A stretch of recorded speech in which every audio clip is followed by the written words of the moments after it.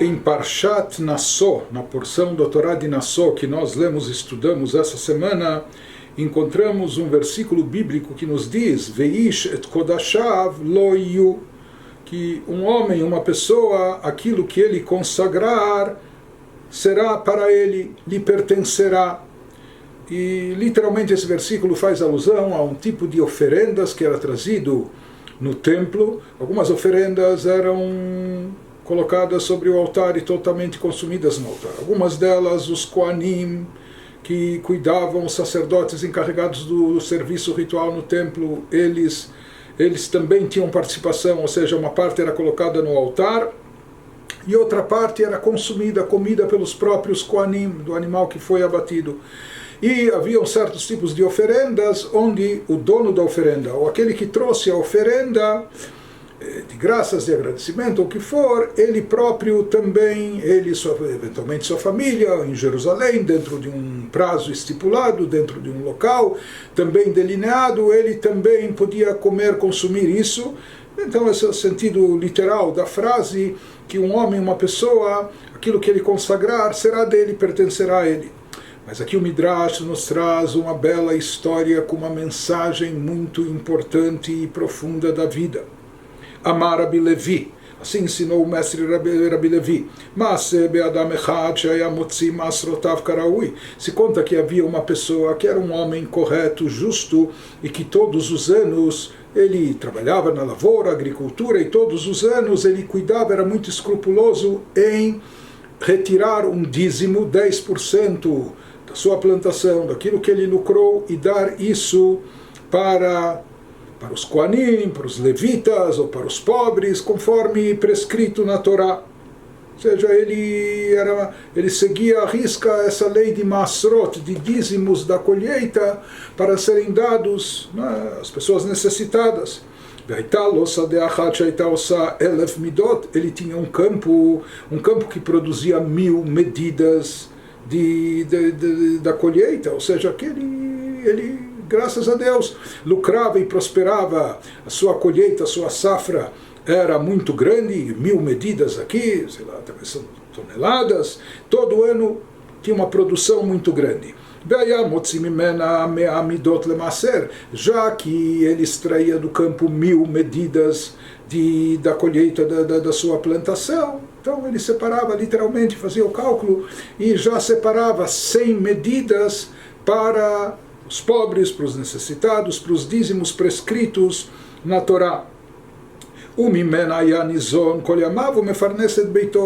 E desse campo, ou seja, das 900 medidas restantes, ele tinha mais do que suficiente, de forma abastada, com abundância, fartura, para alimentar não somente a si próprio, mas também todos os seus filhos, familiares, etc. E assim foi durante toda a sua vida, ano a ano. Ele semeava, plantava, e na hora da colheita, ele tinha uma colheita, uma bênção muito grande, separava o dízimo e o resto ficava para a família. Beshat mitato kara libno ve'amarlo, quando ele percebeu que estava já nos últimos dias de vida, prestes a morrer, ele chamou o seu filho, virtual herdeiro, etc., e disse para ele o seguinte: Beni, meu filho, tendat chalsa dezu, cuide bem desse campo. Você vê que é a nossa fonte de sustento, e graças a Deus, com fartura, com prosperidade. Mas saiba que a receita é essa: saiba que, graças a Deus, há uma boa safra cada ano, mas sempre eu tirava o dízimo, eu separava 10% para dar para os pobres, conforme instruções da Torá. E graças a Deus, nunca nos faltou nada para toda a família, e sempre esse campo foi a fonte do nosso sustento com abundância. Durante toda a vida, quer dizer, é um bom negócio. Então ele recomendou ao filho: continue fazendo como eu fiz, continue separando o macer, o dízimo, dando para os pobres, e assim você vai ter uma boa fonte de sustento durante toda a vida. O pai faleceu, o filho, pelo visto, tinha uma outra mentalidade, e ele achava que 10% de toda a colheita era muita coisa, ainda mais que ele tinha uma safra gigantesca lá no campo, etc. No primeiro ano que ele estava cuidando, administrando o campo, cuidando sozinho após o passamento do seu pai, de fato o campo produziu 1000 medidas na plantação, na colheita, conforme nos anos anteriores.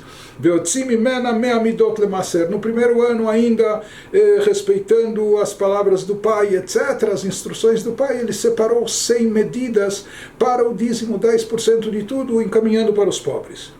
Bashnia, só que quando veio o segundo ano, ele começou a ficar mais avarento, pão duro, pensando, puxa, 10%, 100 medidas para os pobres, dízimo, isso é demais, é muita coisa. Então ele falou, sabe o que? 100 é exagero, mas ele falou, eu vou tirar só um pouquinho, em vez de dar 100, eu vou dar 90. Que também já está de bom tamanho. Ele diz o que aconteceu em seguida no ano seguinte, no ano seguinte, em vez do campo produzir 1000 medidas de plantação conforme era o habitual, produziu apenas 900. No ano anterior, em vez de dar 100 dízimo, ele deu apenas 90, não é? E assim foi. Daí ele falou, bom, esse ano a produção foi menor, então em vez de dar 10% de 900 medidas que produziu o campo, ele falou, em vez de dar 90, eu vou dar só 80. O que acontecia no ano seguinte, o campo passou a produzir apenas 800 medidas.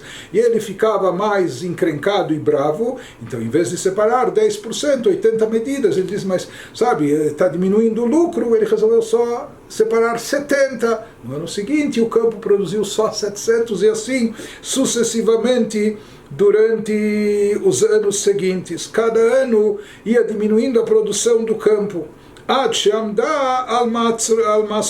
tal ponto que chegou um momento que o campo dele, quando o pai herdou a ele, que produzia 1000 medidas de plantação, agora passou a produzir apenas então somente 100 medidas. Isso se tornou célebre e conhecido na cidade quando seus parentes, amigos perceberam o que estava acontecendo. Se vestiram com roupas brancas e festivas e vieram na fazenda dele, na casa dele. Ele viu, que festa é essa? Isso é gozação? Do que vocês estão se alegrando? O que vocês estão comemorando?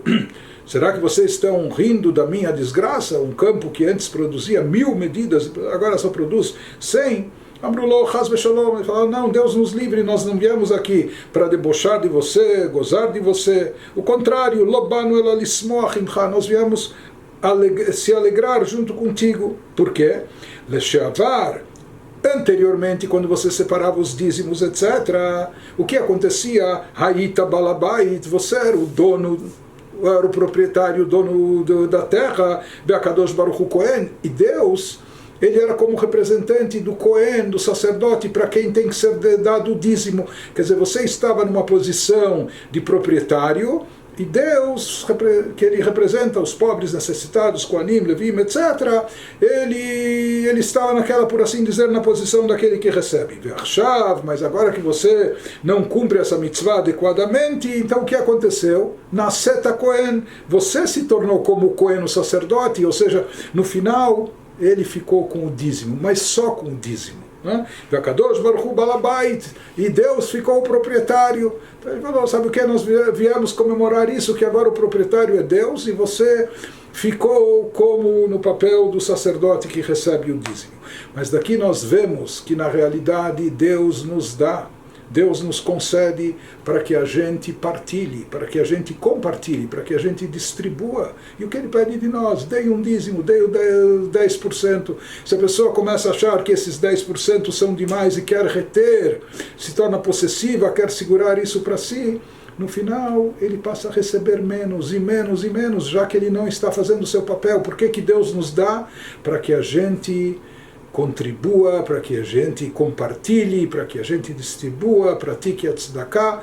Essa é uma mensagem muito importante que o Midrash nos ensina na nossa parashá.